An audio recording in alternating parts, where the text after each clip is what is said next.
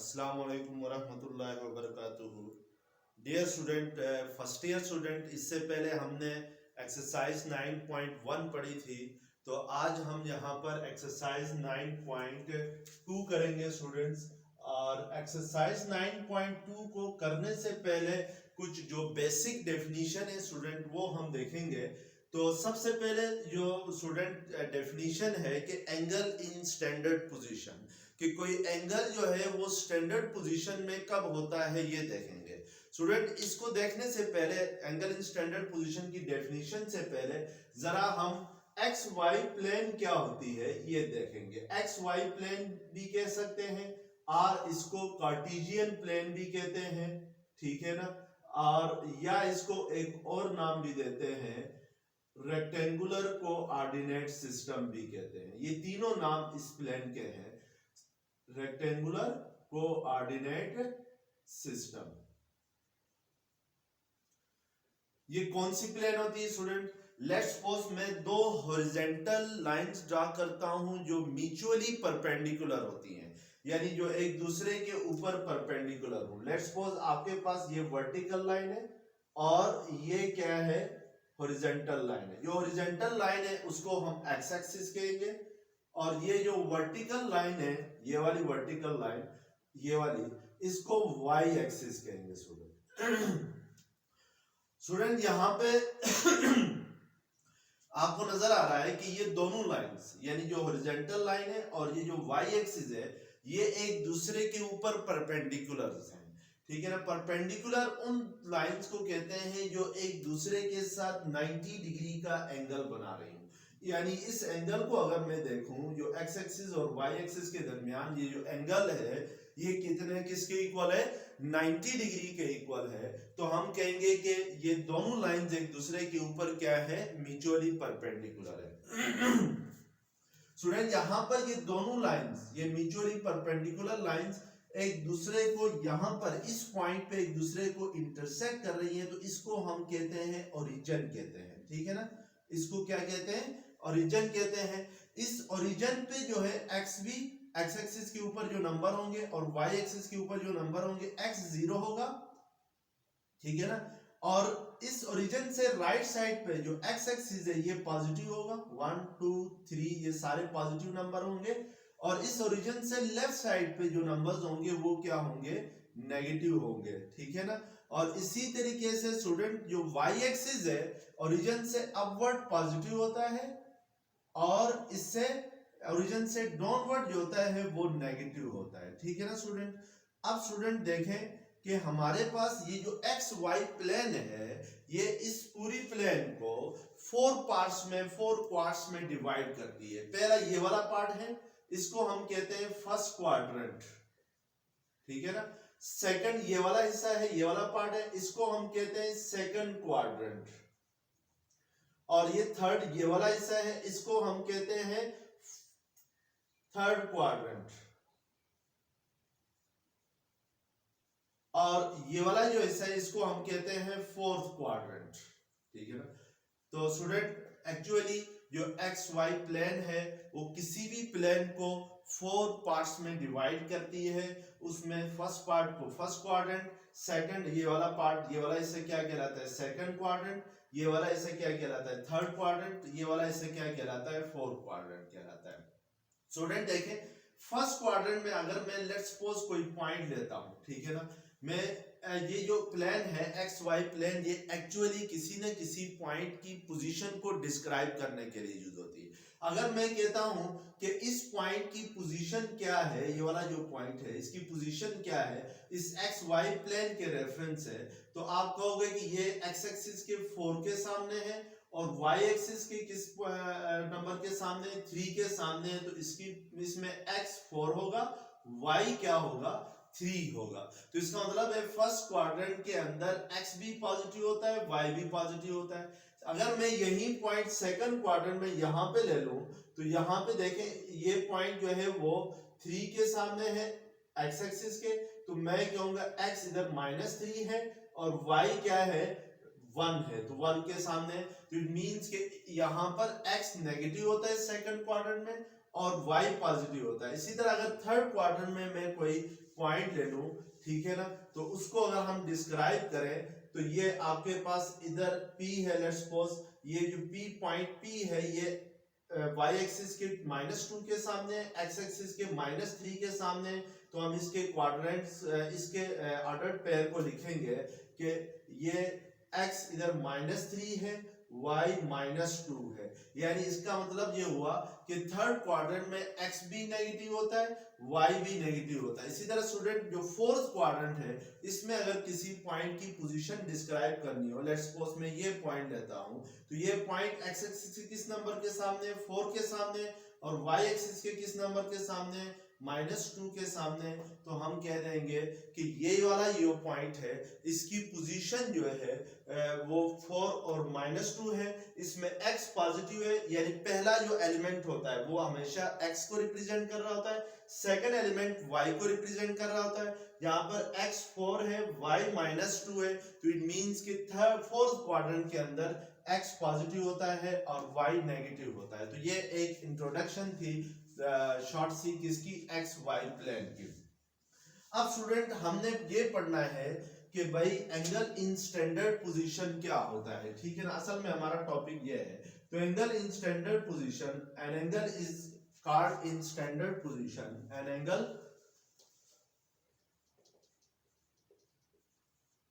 Is called in standard position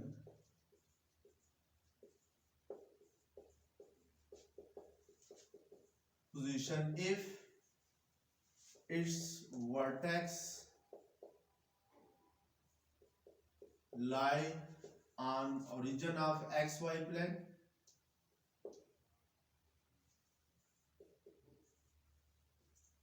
on origin of xy plane, and initial arm is along positive x axis, ठीक है ना। कोई angle standard position में कब होता है, जब उसका वर्टेक्स जो है वो लाई कर रहा हो किसके ऊपर, origin of X Y plane के ऊपर लाई कर रहा हो, ठीक है ना। वर्टेक्स किसके ऊपर लाई कर रहा हो, origin of X Y plane के ऊपर लाई कर रहा हो, और उस एंगल का जो इनिशियल आर्म है वो किसके अलांग हो, पॉजिटिव एक्स एक्सिस के अलांग हो। तो स्टूडेंट देखें ये जो एक्स वाई प्लेन के अंदर ओरिजिन से लेफ्ट साइड पे, ओरिजिन से लेफ्ट साइड पे x नेगेटिव होता है, यानी इस साइड पे ये ओरिजिन है तो इस साइड पे x नेगेटिव होता है, इसको मैं x डैश कह देता हूं, और इस ओरिजिन से राइट साइड पे x पॉजिटिव होता है, ठीक है ना, और y एक्सिस अपवर्ड पॉजिटिव होता है, डाउनवर्ड पॉजिटिव होता है। लेट्स सपोज स्टूडेंट अगर आपके पास कोई एंगल ले लूं मैंने शुरू में जब एंगल की डेफिनेशन बताई थी, तो लेट्स सपोज आपके पास ये एक एंगल है ओ ए बी है, ये एंगल थीटा है, लेट्स सपोज।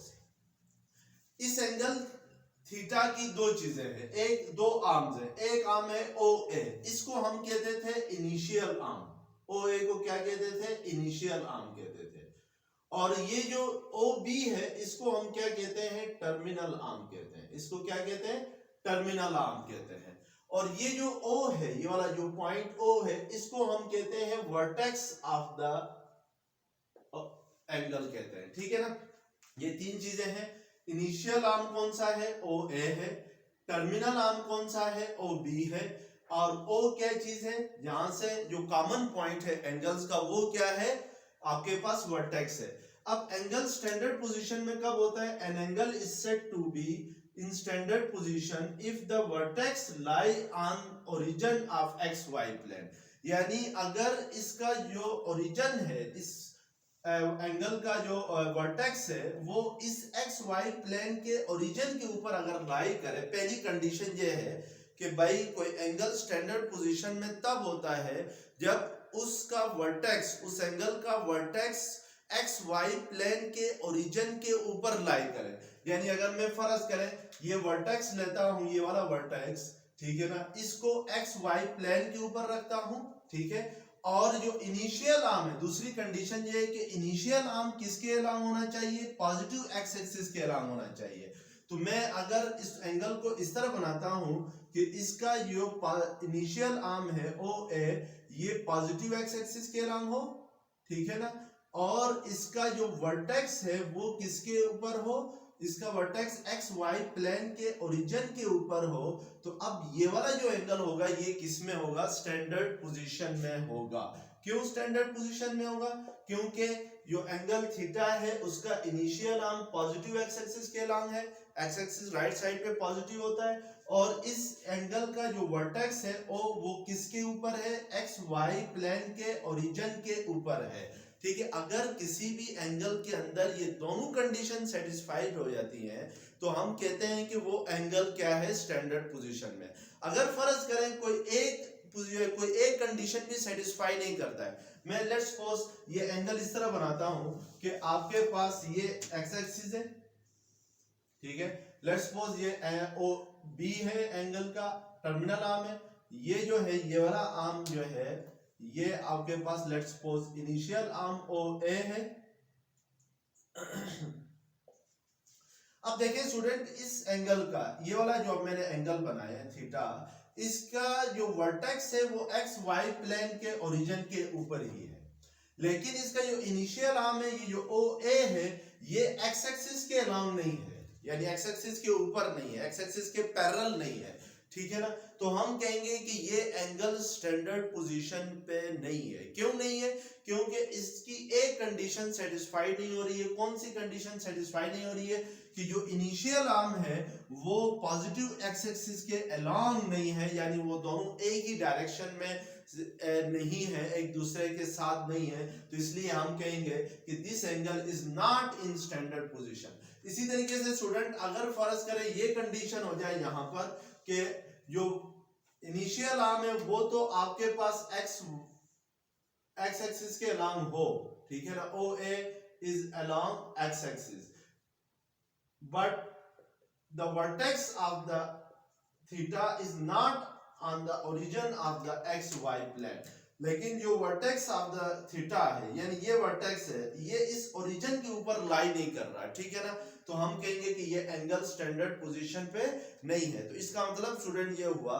कि कोई एंगल स्टैंडर्ड पोजीशन पे तब होता है जब उस एंगल का वर्टेक्स जो है वो एक्स वाई प्लेन के ओरिजिन के ऊपर हो और उसका इनिशियल आर्म किसके अलोंग हो, पॉजिटिव एक्स एक्सिस के अलोंग हो, तो हम कहते हैं कि वो एंगल क्या है, स्टैंडर्ड पोजीशन में है।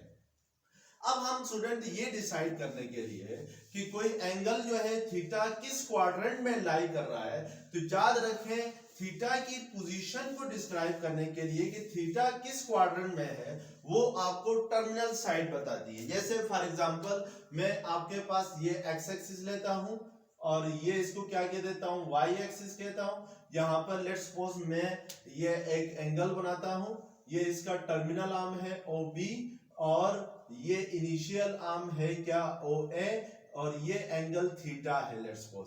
अब देखें स्टूडेंट यहाँ पर जो थीटा है उसका इनिशियल आर्म एक्स एक्सिस के अलोंग है, पॉजिटिव एक्स एक्सिस के अलोंग है, और जो वर्टेक्स है वो ओरिजिन के ऊपर लाई कर रहा है, किसके, एक्स वाई प्लेन के, तो हम कहेंगे ये एंगल स्टैंडर्ड पोजीशन में है। अब अगर आपसे कोई पूछता है कि थीटा किस क्वाड्रेंट के अंदर है, यानी इन विच क्वाड्रेंट थीटा लाइज, तो उसके लिए आप देखेंगे जो टर्मिनल आर्म है वो किस क्वाड्रेंट में है। यहां पर आपको नजर आ रहा है कि टर्मिनल आर्म जो है वो फर्स्ट क्वाड्रेंट में है, तो इट मींस कि ये आपके पास जो एंगल थीटा है हम कहेंगे थीटा लाई इन फर्स्ट क्वाड्रेंट, यानी जो थीटा है एंगल है वो किस क्वाड्रेंट में लाई करेगा, फर्स्ट क्वाड्रेंट में लाई करेगा। अगर इसी तरीके से लेट्स सपोज मैं एक और वो बनाता हूं,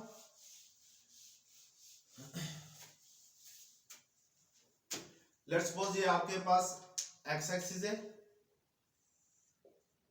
और ये वाई एक्सिस है, ठीक है ना, मैं एक एंगल बनाता हूं, उसकी initial side along X axis हो, ये लेट्स सपोज उसकी इनिशियल साइड है, और जो टर्मिनल साइड है वो किसके अलोंग हो, ओ बी के अलोंग हो।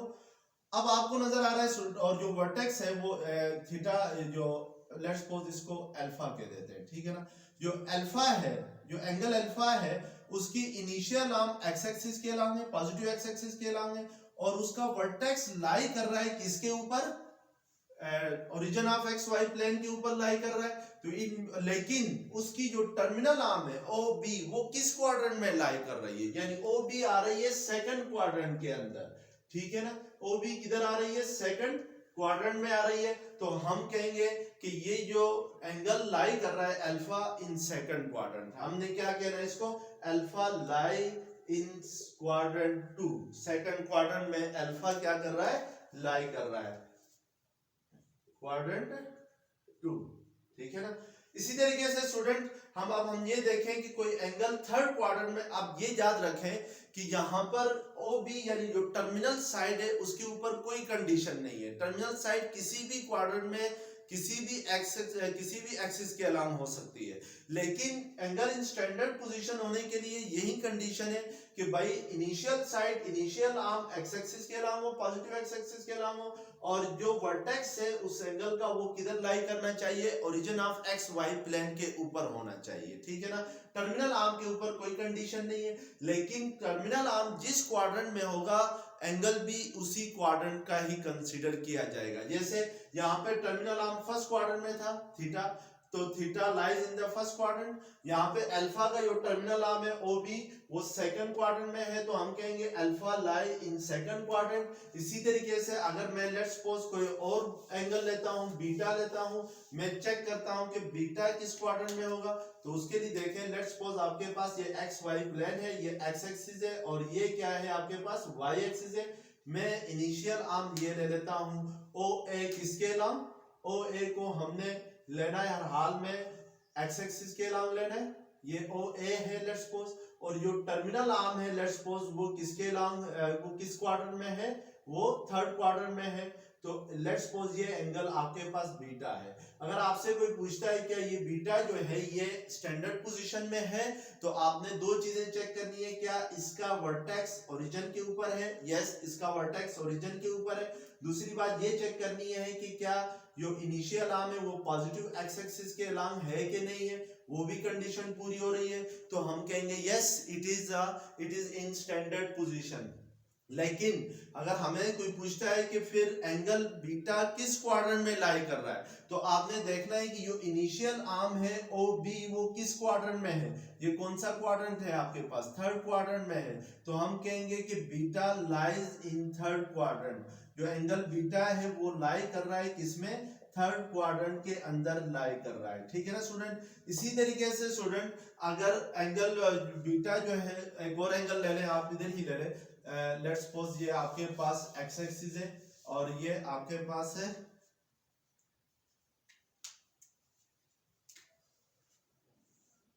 ये एक्स एक्सिस है, ये वाई एक्सिस है, और लेट्स सपोज ये आपके पास क्या है, इनिशियल आर्म है किसके अलांग, पॉजिटिव एक्स एक्सिस के अलांग ओ ए, और ये टर्मिनल आर्म है ओ बी। ये जो अब एंगल है ये यहां से कंसीडर होगा, यहां से लेकर यहां तक ये होगा एंगल, ठीक है ना। This angle is gamma let's suppose. अब अगर आपसे पूछे कि क्या एंगल गैमा स्टैंडर्ड पोजीशन में है कि नहीं है, तो आपने देखना है इसकी इनिशियल आर्म किसके अलांग है, एक्स एक्सिस के अलांग है, और इसका वर्टेक्स लाई कर रहा है एक्स वाई प्लेन के ऊपर, तो ये स्टैंडर्ड पोजीशन में है। अब हमने ये चेक करना है कि एंगल किस क्वाड्रेंट में, तो आपको नजर आ रहा है कि जो terminal arm of the angle है ओ बी, वो किधर लाई कर रहा है, फोर्थ क्वाड्रेंट में लाई कर रहा है, तो हम कहेंगे कि जो गैमा है वो लाई कर रहा है, gamma lie in fourth quadrant, ठीक है ना स्टूडेंट। तो ये आपके पास क्वाड्रेंट के लिहाज से जो एंगल आता है वो हम क्या देख के बताते हैं, अगर कोई एंगल इन स्टैंडर्ड पोजीशन में हो तो वो फिर एंगल किस क्वाड्रेंट में लाई करेगा, ये बात चेक करने के लिए आपने देखना है टर्मिनल आर्म्स को, यहाँ पर जिसको हमने ओ बी से रिप्रेजेंट किया है वो किस क्वाड्रेंट में होगा। टर्मिनल आर्म जिस भी क्वाड्रेंट में भी हो, एंगल भी उसी क्वाड्रेंट का तस्वर किया जाएगा, ठीक है ना। जैसे यहाँ पे टर्मिनल आर्म फोर्थ क्वाड्रेंट में था तो हमने कहा gamma lies in fourth quadrant, यहाँ पे टर्मिनल आर्म थर्ड क्वाड्रेंट में था तो हमने कहा बीटा, जो एंगल बीटा है वो लाई कर रहा है किसमें, थर्ड क्वाड्रेंट में। इसी तरह एंगल अगर टर्मिनल आर्म जो है वो फर्स्ट क्वाड्रेंट के अंदर हो तो हम कहेंगे कि theta lies in first quadrant या angle lies in first quadrant होगा, ठीक है ना स्टूडेंट। अब स्टूडेंट जरा हमने ट्रिगोमेट्रिक रेशियोज पढ़नी है। ट्रिगोमेट्रिक रेशियोज क्या होती हैं तो ये देखना है जरा। लेट्स सपोज आप ट्रिगोमेट्रिक रेशियोज को डिफाइन करें। ट्रिगोनोमेट्रिक रेशियो स्टूडेंट वैसे आमतौर पर रेशियो कहते हैं किससे, जब भी दो क्वांटिटीज को हम कंपेयर करें बाय डिवीजन तो उसको रेशियो कहते हैं। जैसे फॉर एग्जांपल मेरे पास दो क्वांटिटीज है, एक ए है दूसरा बी है, मैं ए डिवाइडेड बाय बी करता हूं तो ए डिवाइडेड बाय बी को आप ए और बी भी लिख सकते हैं। तो ये जो a डिवाइडेड बाई b है इसको आप a रेशियो b लिखते हैं, ठीक है ना स्टूडेंट। रेशियो किस चीज के लिए यूज होती है कि दो क्वांटिटीज को कंपेयर करने के लिए यूज होती है। फॉर एग्जांपल मैं कहता हूं age of father is 36 years old and age of son is let's suppose that is 4 year old, ठीक है ना। एज ऑफ फादर कितनी है 36 है और एज ऑफ सन कितनी है 4 है। मैं अगर कहता हूं कि इन दोनों को कंपेयर करो तो देखो कंपैरिजन के लिए मैथ के अंदर दो चीजें यूज होती हैं, या सब्ट्रैक्शन यूज होता है या डिवीजन यूज होता है। मैं आप कहोगे कि मैं कहता हूं कि बाप जो है वो बेटे से कितना बड़ा है तो आप क्या करोगे कि 36 माइनस 4 करोगे तो ये क्या आ जाएगा 32 ईयर आ जाएगा। तो आप क्या कहोगे कि भाई जो बाप है जो फादर है वो अपने सन से 32 इयर्स ओल्ड है, ठीक है ना। लेकिन या आप यूं कहोगे कि son is 32 years elder than his father, यानी 32 ईयर छोटा है बेटा अपने बाप से। तो इस तरीके से अगर हम कंपैरिजन करें तो ये सब्ट्रैक्शन में होता है। इस कंपैरिजन को अच्छा नहीं समझा जाता है। लेकिन अगर मैं कह दूं कि डिवीजन के जरिए कंपैरिजन करूं तो मैं इसको क्या कहूंगा 36 डिवाइडेड बाई 4 कहूंगा, या इसको मैं इस तरीके से लिख सकता हूं 36 डिवाइडेड बाई 4 तो ये 4 1 ज़र 4 4 9 ज़र 36 9 डिवाइडेड बाई 1 होता है। तो इस 9 डिवाइडेड बाई 1 को आप क्या लिखते हो 9 रेशियो 1 लिखते हो। ये जो वाला सिंबल है ये दो डॉट वाला सिंबल इसको हम क्या कहते हैं रेशियोज कहते हो। अब 9 रेशियो 1 का मतलब होता है कि बाप जो है वो जो फादर है वो अपने बेटे से 9 टाइम्स बड़ा है, यानी father is 9 times greater than his son या father is 9 times older than his son. इसका ये इस रेशियो को हम अच्छा मानते हैं। डिवीजन के जरिए जब हम रेशियो कंपैरिजन करते हैं तो इसको हम अच्छा मानते हैं। क्यों? क्योंकि अब हमें यहाँ पे ये पता चल गया है कि फादर जो है वो 9 टाइम्स बड़ा है, 9 गुना बड़ा है किससे बेटे से। 9 रेशियो 1 मींस के father is 9 times greater than his सन। अगर मैं आपसे कहूं लेट्स सपोज कि बेटे की उम्र जो है वो 9 साल है, 9 ईयर उसकी एज, जो सन है उसकी एज 9 ईयर है, then what is the age of father. तो आप क्या करोगे 9 को 9 से मल्टीप्लाई करोगे, यानी फादर अपने बेटे से 9 टाइम बड़ा है। अगर बेटे की उम्र एज जो है वो 9 ईयर हो तो फादर की एज क्या होगी 81 होगी, क्योंकि हम इसको 9 से मल्टीप्लाई करेंगे, 9 9 ज़र 81 होगा। इसी तरह अगर मैं कहता हूँ बेटे की एज 7 ईयर है तो फादर की एज क्या होगी, तो आप जस्ट क्या करोगे कि 7 को 9 से मल्टीप्लाई करोगे, 9 7 ज़र 56 ईयर होती है। तो ये वाला जो कंपैरिजन होता है डिवीजन के जरिए हम जो कंपैरिजन करते हैं इसको अच्छा समझा जाता है और इसी को हम क्या कहते हैं रेशियो कहते हैं। अब यहाँ पे स्टूडेंट हमने देखनी है कि ट्रिगोमेट्रिक रेशियोज क्या होती है। उसके लिए लेट्स सपोज आप एक राइट एंगल ट्राइंगल ले लें। मेरे पास पहले भी मैंने बताया है कि राइट एंगल ट्राइंगल वो होती है जिसमें एक एंगल किसके इक्वल होता है 90 डिग्री के इक्वल होता है। यानी ये फर्ज करो मैंने एक राइट एंगल ट्राइंगल ले ली ABC, ठीक है ना। राइट एंगल ट्राइंगल में एक एंगल क्या होता है 90 डिग्री के इक्वल होता है। ये लेट्स सपोज 90 डिग्री का एंगल है, कौन सा एंगल B है। और स्टूडेंट याद रखो किसी भी राइट एंगल ट्राइंगल के अंदर जो 90 डिग्री का एंगल होता है उसकी जो अपोजिट साइड होती है, यहाँ पर 90 डिग्री की अपोजिट साइड यानी 90 डिग्री की मुखालिफ साइड कौन सी है AC, इसको हम कहते हैं हाइपोटेन्यूअस। यानी जो AC होगा वो क्या कहलाएगा हाइपोटेन्यूअस कहलाएगा। AC, यानी इसको आप स्मॉल b से रिप्रेजेंट कर लो, ठीक है ना। यानी जो b की अपोजिट साइड को, एंगल b की अपोजिट साइड को स्मॉल b से रिप्रेजेंट कर लो। इसी तरह ये जो एंगल a है इसकी अपोजिट साइड को स्मॉल a से रिप्रेजेंट कर लो, और ये जो एंगल c है इसकी अपोजिट साइड को किससे रिप्रेजेंट कर लो, स्मॉल c से रिप्रेजेंट कर लो, ठीक है ना स्टूडेंट। स्टूडेंट वैसे आपकी बुक में ये नाम यहाँ पर b दिया हुआ है, इसको c दिया हुआ है,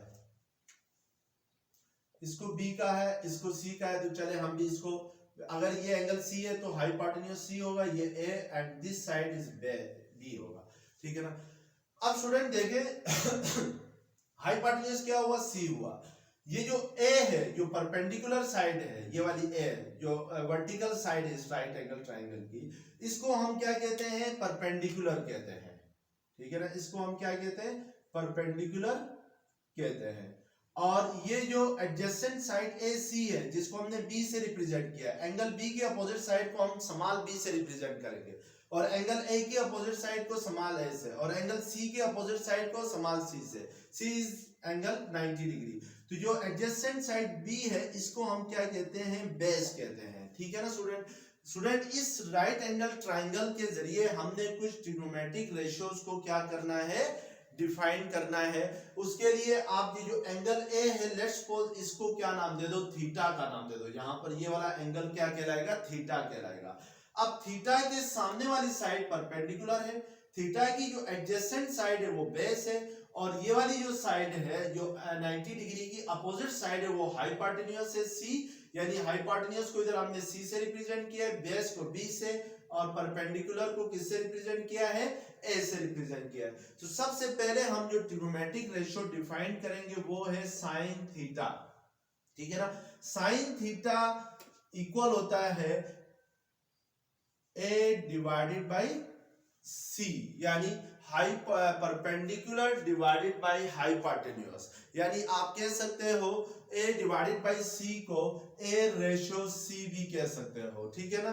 तो इसका मतलब ये होता है कि अगर परपेंडिकुलर और हाइपोटेन्यूज में रेशियो ले लें तो वो क्या कहलाएगा, साइन थीटा कहलाएगा। इसी तरीके से स्टूडेंट कॉस थीटा है नेक्स्ट। कॉस थीटा को हम लिखते हैं base divided by C। Base क्या है, B, हाइपोटेन्यूज क्या है, C, तो ये b डिवाइडेड बाय c, या इन अदर वर्ड्स आप इसको क्या कहोगे, b रेशियो c कहोगे, ठीक है ना। इट मींस के base ratio hypotenuse is called cos theta. Next जो ट्रिग्नोमेट्रिक रेशियो है स्टूडेंट उसको हम टेंजेंट थीटा कहते हैं, सिंपली हम इसको टेन थीटा लिखते हैं। Tan theta is the ratio between perpendicular and base. Perpendicular इधर क्या है, a, और बेस इधर क्या है, b है, यानी a रेशियो b होगा, ठीक है ना स्टूडेंट। ये आपके पास बेसिक 3 ट्रिग्नोमेट्रिक रेशियोज हैं, और इसके अलावा इनके स्टूडेंट इनवर्स भी होते हैं, या सॉरी इनवर्स नहीं, रेसिप्रोकल्स होते हैं। अगर मैं c रेशियो a करूं, यानी a रेशियो c, तो किसके इक्वल होता है, साइन थीटा ले लूं, या आप c डिवाइडेड बाय a करें तो इसको लिखते हैं कोसिकेंट थीटा। इसको पढ़ते हैं क्या, कोसिकेंट थीटा पढ़ते हैं, ठीक है ना। इसको सिंपली CSC भी लिखते हैं। तो कोसिकेंट थीटा किसके इक्वल होता है, c डिवाइडेड बाय a, यानी हाइपोटेन्यूज रेशियो परपेंडिकुलर किसके इक्वल होता है, कोसिकेंट थीटा के इक्वल होता है। इसी तरह नेक्स्ट हमारे पास है secant theta. Secant theta is the ratio of c ratio b, यानी c डिवाइडेड बाय b।